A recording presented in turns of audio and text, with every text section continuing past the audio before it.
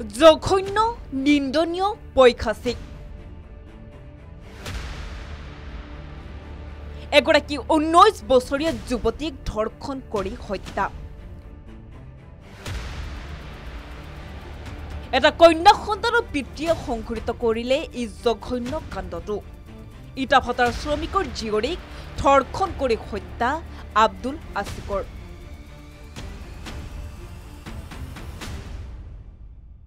ৰাজ্যত সংঘটিত হৈছে আন এক জঘন্য কাণ্ড এগৰাকী 19 বছৰীয়া যুৱতীক ধৰ্ষণ কৰি হত্যা এইবাৰৰ ঘটনাৰ স্থান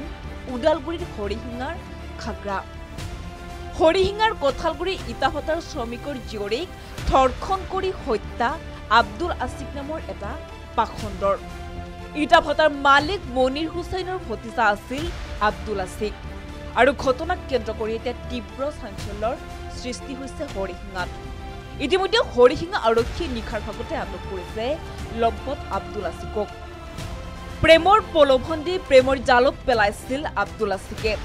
এইপিনে আব্দুল আছিক আছিল পূৰ্বতে বিয়া পতাৰ লগতে এগৰাকী কন্যা সন্তানৰ পিতৃ এতিয়া পৰৱৰ্তী সময়ত কি শাস্তি বিহিব আব্দুল আছিকক সেয়া হ'ব লক্ষণীয় যোৱাকালি ৰাতি হৰিচিঙা থানাত এজন ব্যক্তি উপস্থিত হয় ABI ভাটাৰ স্বত্বাধিকাৰী ইছলাম কুৰেশ্বি তেখেতে আহি জনায় যে তেওঁৰ ভাটাৰে এজন যিজন মেনেজাৰ আছিলে আব্দুল আছিক বুলি তেওঁ ভাটাৰতে কৰ্মৰত এগৰাকী লেবাৰৰ ছোৱালীক 19 ইয়াৰ্ছৰ ছোৱালীক মাৰ্ডাৰ কৰা বুলি তেওঁ খবৰ দিয়ে আৰু তাৰপিছত যিহেতু আছামীজন লগতে আছিলে তেওঁক লৈ পেলাই আমাৰ পুলিচ টিম লগে লগে পিঅ'লৈ ৰাওনা হয় আমাৰ জিলাৰ SSP ছাৰে নিজে পিঅ'ত গৈছে ৰাতি ছাৰে গৈ পেলাই বডিটো তাৰ পৰা ৰিকভাৰ হৈছে বৰহলা নদীৰ ছাইডত জংঘলত পেলাই থৈছিলে তাৰ পৰা ৰিকভাৰ হৈছে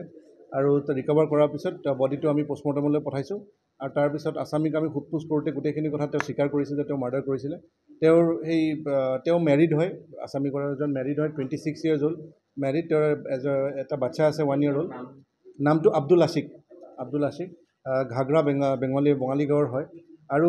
কেছটোত আমাৰ এজন মূল সাক্ষী আছে তেওঁ গোটেই বস্তুটো তেওঁ যিহেতু মানে এই ছোৱালীজনীক তেওঁ নগাঁৱলৈ ড্ৰপ কৰাৰ প্লেন কৰিছিলে ছোৱালীজনীৰ লগত তেওঁৰ অবৈধ সম্পৰ্ক বুলি আমি এতিয়া তদন্তকালত গম পাইছোঁ তো ছোৱালীজনীক তেওঁ নগাঁৱত কালি ড্ৰপ কৰাৰ কথা আছিলে তো তেওঁ এখন গাড়ী ভাড়া কৰিছিলে ছোৱালীজনীক ড্ৰপ কৰিবলৈ আৰু সেই অনুযায়ী তেওঁ হৰিচিঙা ৰেলৱে ষ্টেচনৰ পৰা এই গাড়ীখনত উঠি পেলাই ওদালগুৰিলৈ গৈ থকা অৱস্থাত তেওঁলোকৰ মাজত তৰ্কাতৰ্কি হৈছিলে আৰু সেই অনুযায়ী যিজন গাড়ীৰ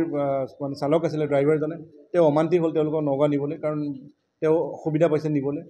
একৰ্ডিংলি আহি পেলাই তেওঁ মানুহজনৰ ঘৰৰ ওচৰত এই আছামীৰ ঘৰৰ ওচৰত তেওঁলোকক ড্ৰপ কৰি দিয়ে 8টামান বজাত পৰৱৰ্তী সময়ত তেওঁলোকে